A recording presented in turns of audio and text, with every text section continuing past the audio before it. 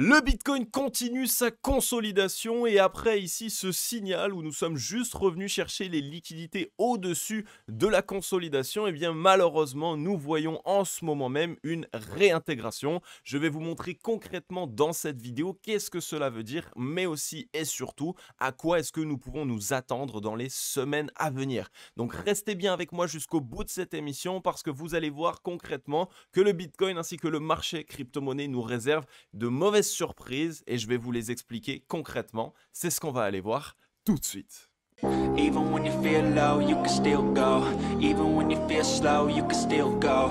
Even when there's no hope, you can still go. I never answer to no, man, I still go.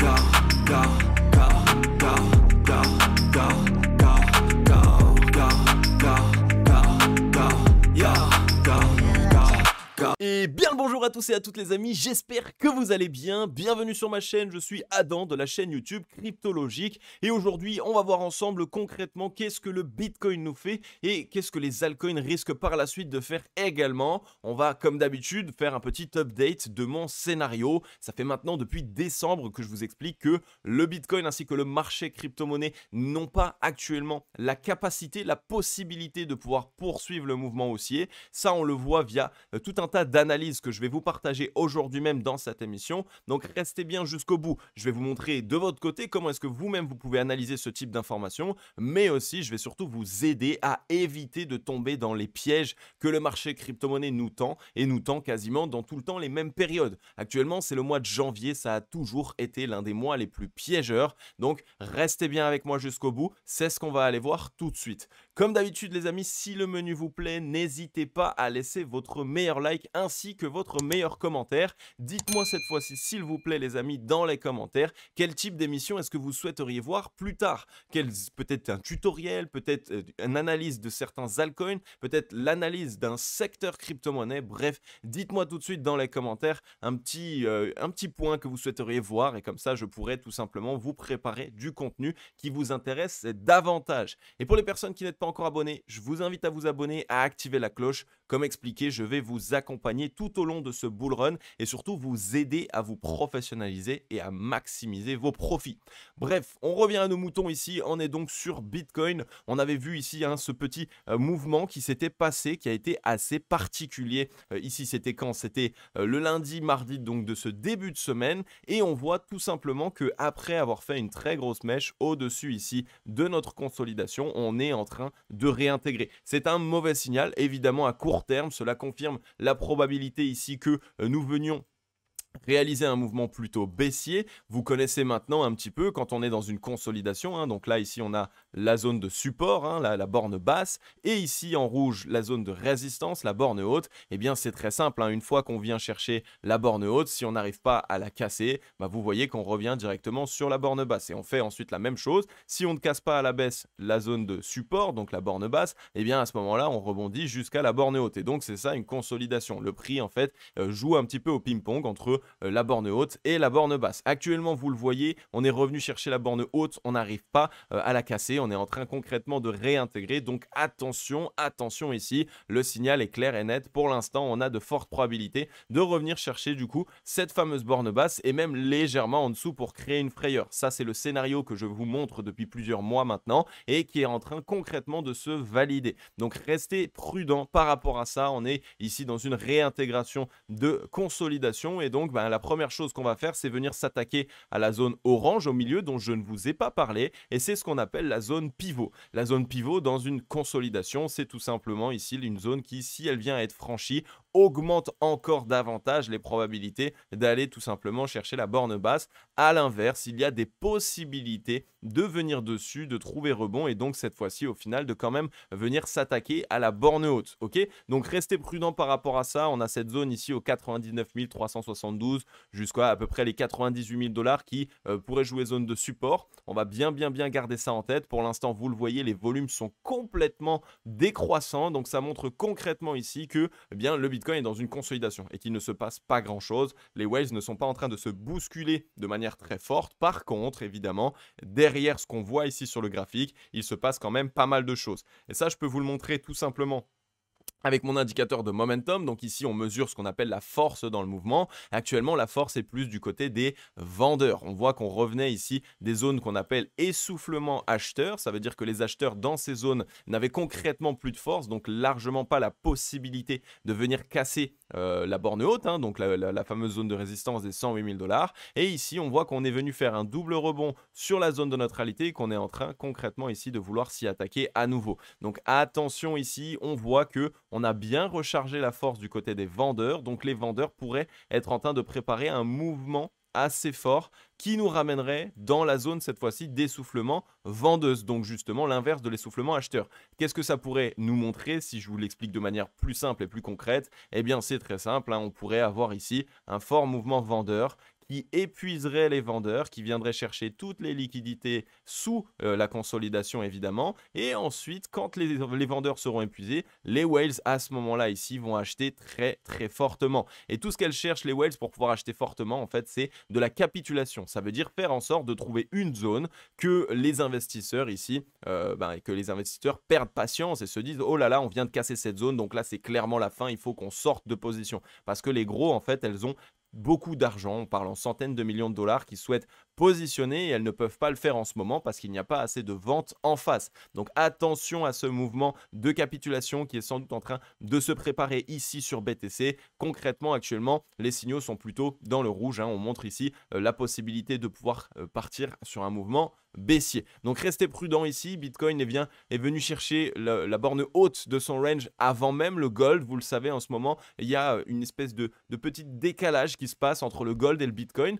Généralement, c'était plutôt le gold qui drivait, donc c'était plutôt lui qui mettait en place les mouvements en premier lieu, donc avant Bitcoin. Mais ici, en ce moment, on voit que le gold est concrètement en train de suivre ce que nous fait Bitcoin, mais de manière plus tardive. Il vient à peine ici de revenir chercher du coup les liquidités que vous aviez ici au-dessus de sa consolidation. Donc on va rester prudent, on va bien surveiller tout ça. Est-ce que en ce moment, eh bien, la smart money, donc tout ce qui va être fonds de gestion, tout ce qui va être tout simplement gestionnaire d'actifs, etc., est-ce qu'ils sont en ce moment beaucoup plus en train de s'exposer sur Bitcoin et de travailler sur Bitcoin plutôt que sur le gold? C'est ici des informations qu'il va falloir qu'on check un petit peu, mais en tout cas, voilà, jusqu'ici, on n'avait pas vu ça, que le gold passe tout simplement plus tardivement que BTC. Maintenant, pourquoi est-ce qu'on pense que BTC pourrait concrètement partir dans un mouvement baissier plus important et qu'on cherche cette capitulation? Et bien ça, vous le savez maintenant, je vous le montre avec les liquidations.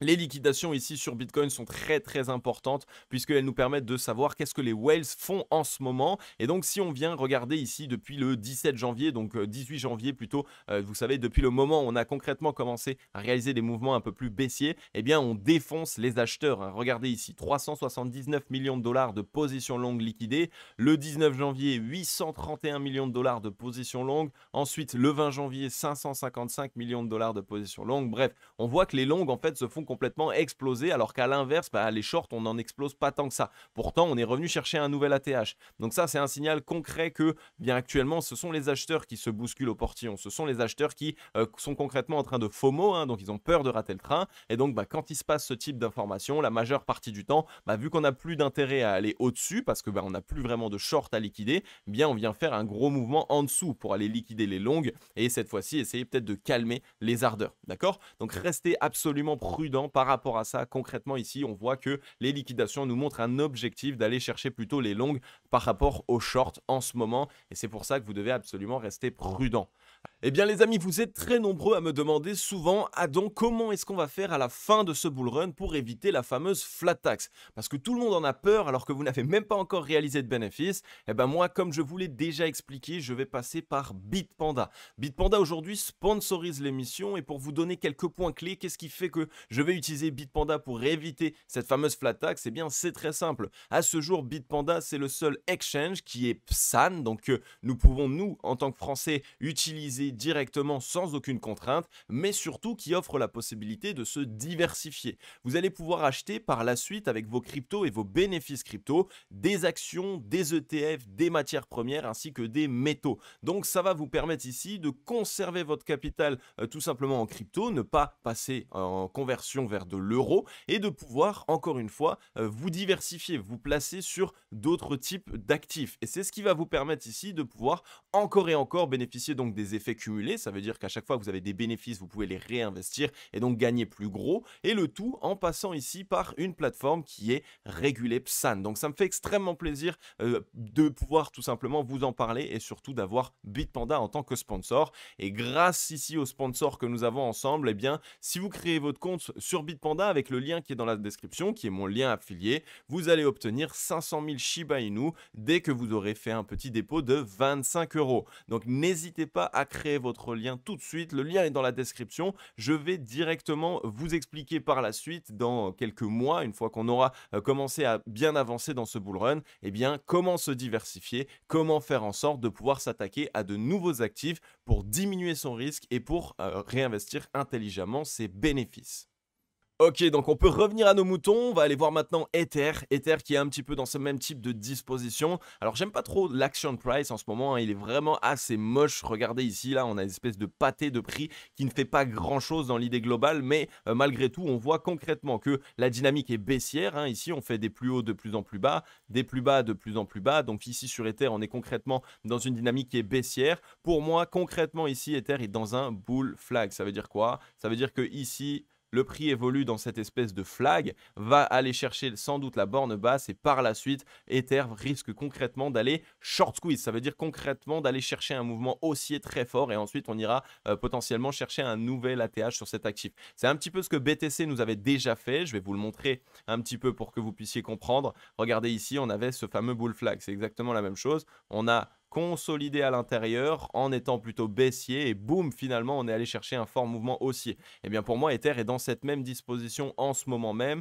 Ici comme vous le voyez, énorme bull flag, on est en train de revenir chercher des zones de support clés et vous voyez que d'ici peu selon moi on risque concrètement de se relancer fortement. Donc surveillez ce bull flag. Ici on pourrait retourner, comme je vous l'ai déjà expliqué, sous les 3000 $, entre les 3040 $ et potentiellement cette zone de support des 2715. Pour moi ici, on va avoir de très très belles zones d'achat. On est même déjà dans des zones d'achat intéressantes sur Ether. Donc pour celles et ceux qui souhaitent se positionner, je vous ai déjà expliqué, on ne met pas tout son capital sur la même zone, on divise son capital en plusieurs zones d'achat. Donc là, on a une première zone d'achat, une deuxième qui pourrait être aux 3050, une troisième, pourquoi pas, aux 2900 approximativement. Et ensuite, si jamais on y revient bien, on a les 2700, 2750 qui pourraient être une zone d'achat intéressante. Attention, ici, on voit les volumes vendeurs pour l'instant sont plutôt fort, plutôt croissant, donc ça montre concrètement qu'on s'attend à un dernier mouvement, le fameux mouvement de capitulation. Donc vraiment restez prudent ici.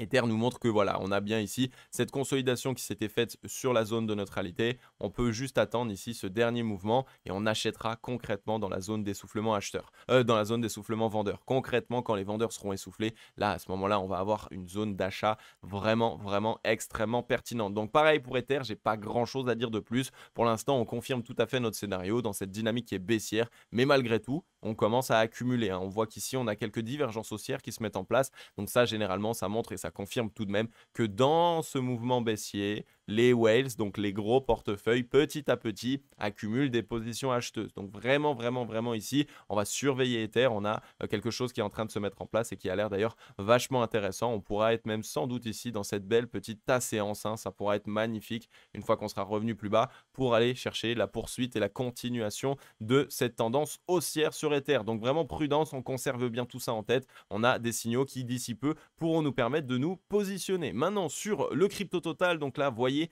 c'est concrètement le signal qui est assez mauvais. On est revenu avec cette mèche chercher les liquidités, vous voyez, du range, donc de la consolidation ici précédente, mais surtout, eh bien, on est en train de se faire rejeter de la borne haute en M-top ici, hein. Donc c'est vraiment un mauvais signal. On avait fait ici un W, vous le voyez ici, tac, et ensuite on réintègre en M. Donc ça, c'est un très mauvais signal. La majeure partie du temps, quand on fait un W et qu'on le réintègre directement, eh bien, vous savez, hein, c'est très simple, on va chercher les liquidités plus bas. Donc c'est ce qui risque de se mettre en place ici. Attention maintenant à ce qu'il se passe. On voit clairement que ce M est en train de se confirmer. Pour ça, il va falloir attendre une réelle clôture daily sous les 3400 milliards de capitalisation. Mais bon, pour l'instant, on a bien clôturé sous la ligne de coup du W. Donc on a réintégré tout simplement ici, pour vous l'expliquer de manière plus simple, ce double bottom. Et ça, c'est un signal qui est plutôt baissier à court et moyen terme. Donc attention ici sur le crypto total, malgré le fait qu'on voit qu'il y a toujours de l'accumulation. On peut être sur ce dernier mouvement ici pour retester, pourquoi pas, la zone de neutralité.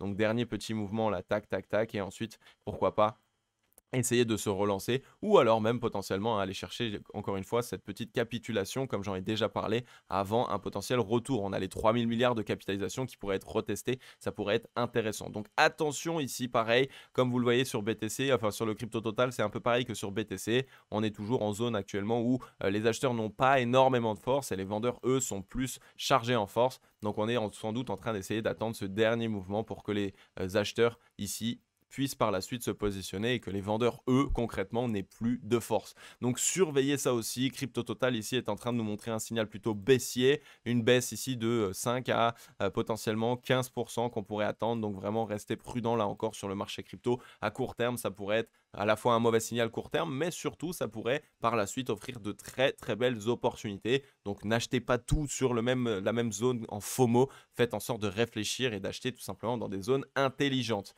Et ensuite le dollar ici est tout simplement en train de nous montrer un signal plutôt intéressant. Vous voyez ici on a mis en place un M, donc ça montre concrètement que en ce moment la dynamique est en train de passer baissière, donc ça c'est super intéressant. On va sans doute ici devoir faire un petit rebond pour confirmer le fait qu'on n'arrive pas à passer au-dessus du top précédent et seulement là on pourra commencer à retracer. Donc là en vrai on pourrait concrètement avoir un rebond jusqu'à le 5, le 6 février, donc allez on va dire ici quasiment 2 semaines de rebond. Ça pourra faire du coup une baisse de pareil entre 8 et 10 jours sur Bitcoin et ensuite le dollar concrètement pourra montrer que là ça y est c'est baissier.